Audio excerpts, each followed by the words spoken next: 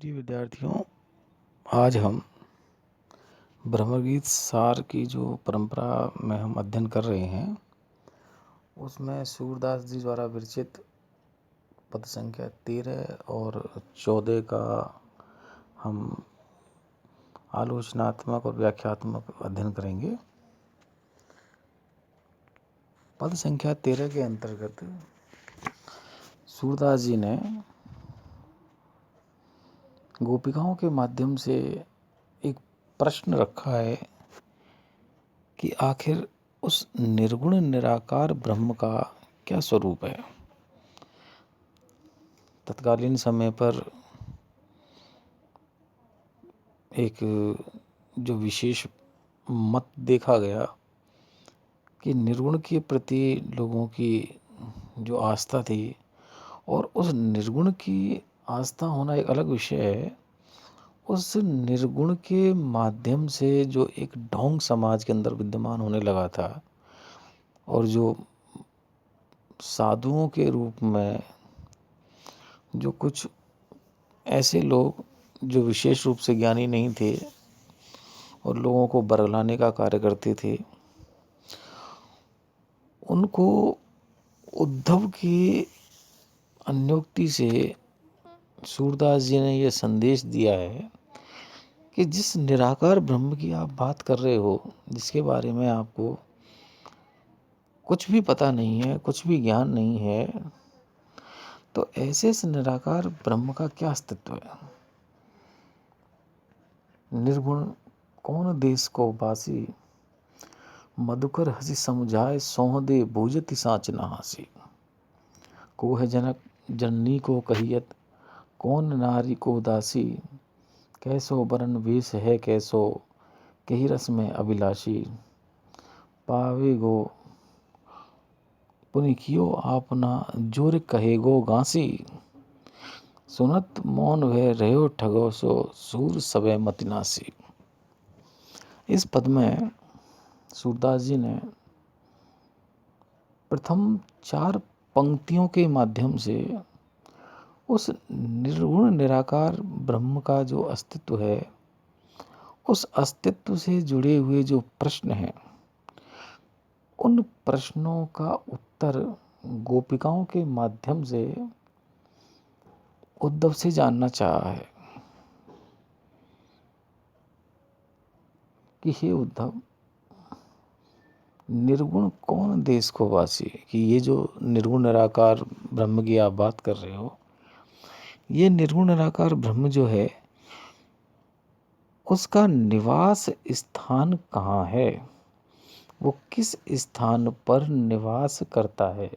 देश यानी स्थान, और वास यानी निवास, अर्थात वो कहाँ का रहने वाला है। जैसे हम किसी का परिचय पूछते हैं, तो परिचय में हम पूछते हैं कि भाई आप कहाँ के रहने वाले हो, तो ठीक वैसे ही गोपिकाएं पूछ रही हैं कि हे उद्धव, ये बताइए कि आपके जो निर्गुण हैं, ये कहाँ के रहने वाले हैं। मधुकर भ्रमर के माध्यम से ये पूरा जो साहित्य है, इसको रचा गया है। तो इसमें भ्रमर की अपनी एक विशेष पहचान है, एक प्रतीक है भ्रमर यहाँ उद्धव का, कि हे भ्रमर हंसी समझाए, हमको ये समझाइए। सौ दे बूझती, हम आपको कसम देते हैं कि जरूर बताइए कि आखिर ये आपका निर्गुण निराकार ब्रह्म जो है, ये कहाँ का है, किस स्थान का रहने वाला है, निवास करने वाला है। सांच ना हंसी, हम आपकी हंसी नहीं उड़ा रहे, बल्कि आपसे जानना चाहते हैं, हमारे मन में एक जिज्ञासा है। इस जिज्ञासा का तिरोभाव तभी होगा जब आप हमें ये बता देंगे कि आपके निर्गुण निराकार ब्रह्म जो हैं, वो किस स्थान पर निवास करते हैं या किस स्थान के निवासी हैं। को है जनक, उनके पिता कौन हैं। जननी को कहिए, तो उनकी माता का नाम क्या है। क्योंकि हमारे जो परम ब्रह्म हैं, हमारे जो ईश्वर हैं, जो नाथ, जो कृष्ण हैं, उनके तो माँ भी हैं, पिता भी हैं। वो एक निश्चित भूभाग पर जहाँ उनका जन्म हुआ, वहाँ के निवासी भी हैं। कौन नारी, और उनकी स्त्री कौन है।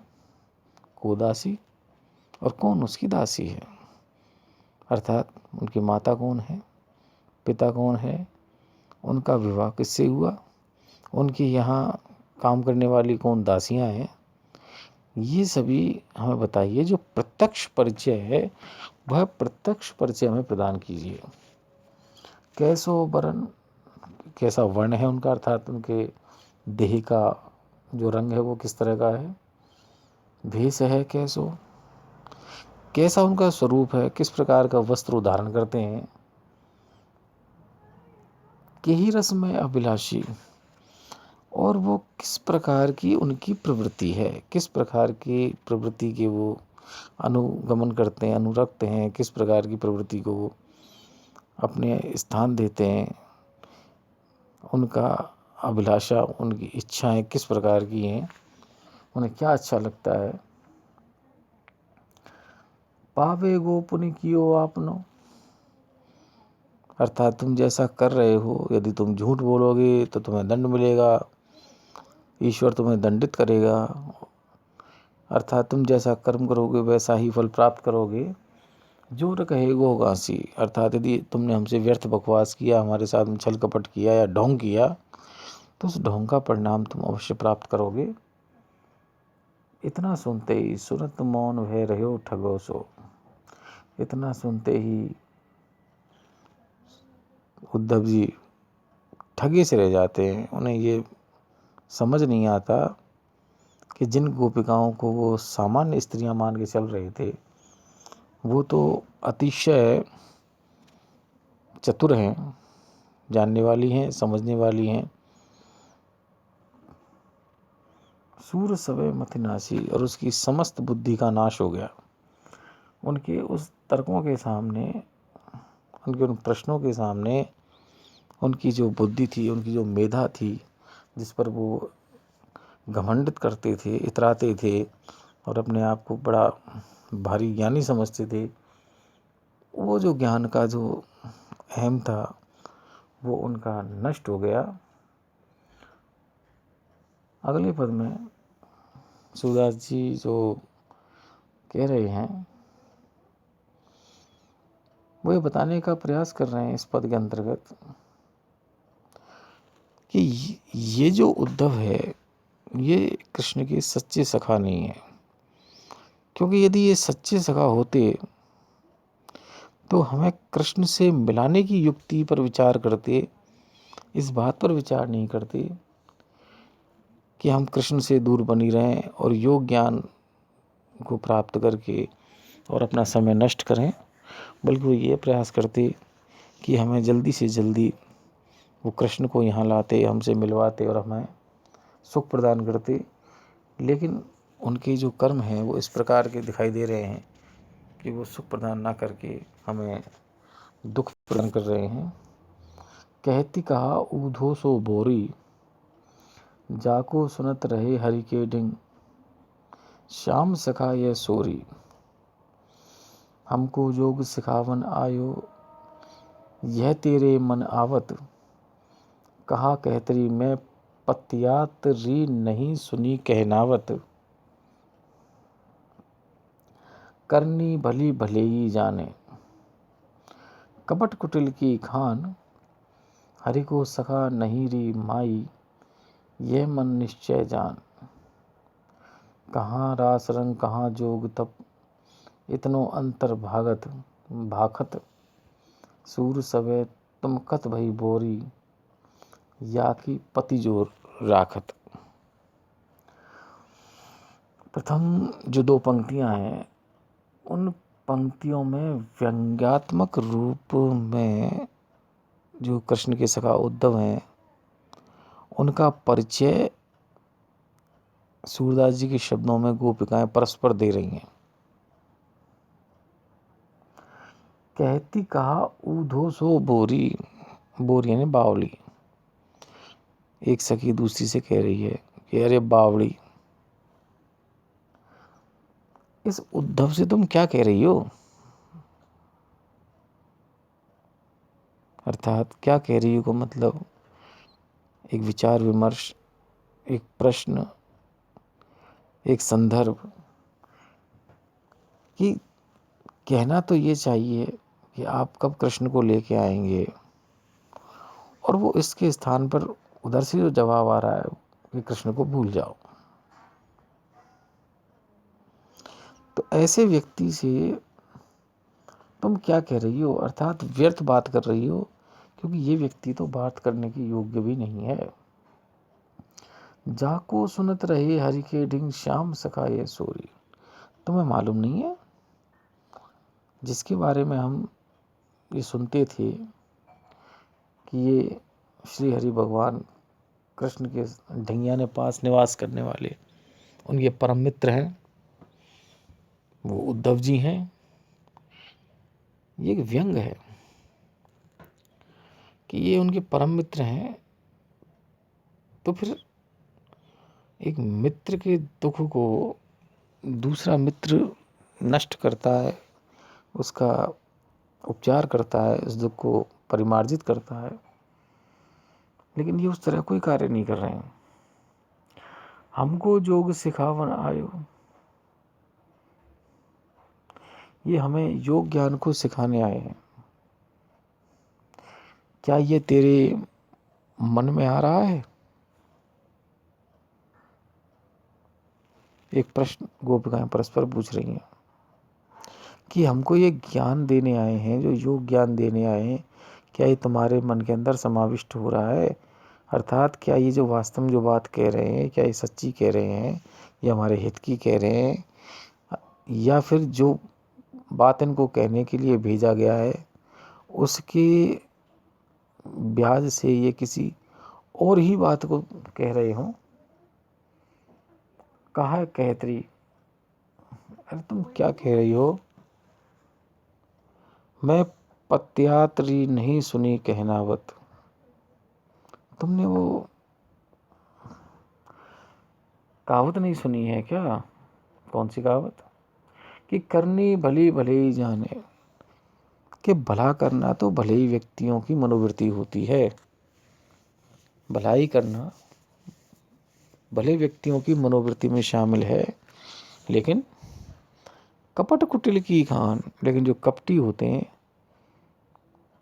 वो कुटिल कार्य करने की खान होते हैं, अर्थात उनके अंदर कुटिलता भरी होती है, कूट कूट कर भरी होती है।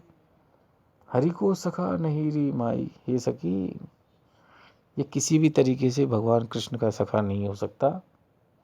यह मन निश्चय जान, क्योंकि इसके जो कर्म हैं, इसके जो वचन हैं, वो एक मित्र के वचन नहीं है, इसलिए किसी भी प्रकार से भगवान कृष्ण के मित्र नहीं हो सकते। अपने मन में यह निश्चय करके जान लो कि ये कृष्ण के सखा नहीं है। क्यों नहीं है? क्योंकि कहाँ रास रस, कहाँ जोग तप, कहाँ तो कृष्ण के साथ जो रास लीला है, जो नृत्य है, जो रास का रचाना है, उसका सुख, और कहाँ ये योग तप, कहाँ ये योग क्रिया और तप करना, इतनो अंतर्भागत। ये दोनों परस्पर विरोधी जो विचारधारा है उनको बता रहा है। एक व्यक्ति जिसने अपने पूरे जीवन कृष्ण का संसर्ग किया है, उसके साथ रहे हैं, उस अमृत का पान किया है, उस रूप दर्शन को प्राप्त किया है, और उससे बिल्कुल विपरीत बात को कह रहे हैं कि तुम योग करो, तप करो, ये हमारी समझ से परे है। सूर सबे तुम कत भई बोरी, या की पति जो राखत। पति शब्द का मतलब यहाँ प्रतिष्ठा भी है और विश्वास भी है। इसकी ना तो प्रतिष्ठा मानो, ना इसका विश्वास करो। तुम सब बावड़ी हो गई हैं क्या? तुम्हारी बुद्धि भ्रष्ट हो गई है जो तुम इसकी हर बात का विश्वास कर रही हो कि ये वही संदेश सुना रहा है, जिस संदेश को ये लेके आया है, जिस संदेश को भगवान कृष्ण ने इसको समझा कर भेजा है। मुझे तनिक भी इस बात का विश्वास नहीं है कि ये कृष्ण के सखा हैं, क्योंकि यदि ये सखा होते तो ये हमारे दुख को नष्ट करते और भगवान कृष्ण को यहाँ उपस्थित करके हमें सुख प्रदान करते, लेकिन ये ऐसा नहीं कर रहे हैं।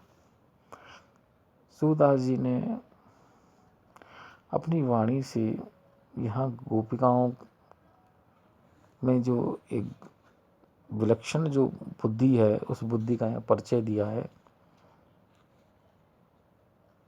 एक ऐसी मति जो ये भेद कर सकती है कि क्या सही है, क्या गलत है, क्या हितकर है और क्या हानिकर है, इस सब के बारे में यहाँ बताया है। उनकी वाणी सार्थक प्रयास को प्राप्त हुई है। धन्यवाद।